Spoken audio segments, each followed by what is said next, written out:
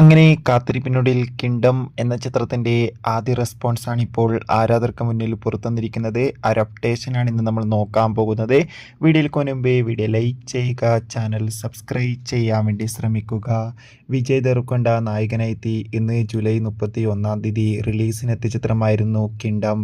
എല്ലാ സിനിമാ പ്രേമികളും ഒരേപോലെ കിങ്ഡം എന്ന ചിത്രത്തിൻ്റെ റിലീസിനായി ഏറെ ആകാംക്ഷയോടെ തന്നെയായിരുന്നു കാത്തിരുന്നത്.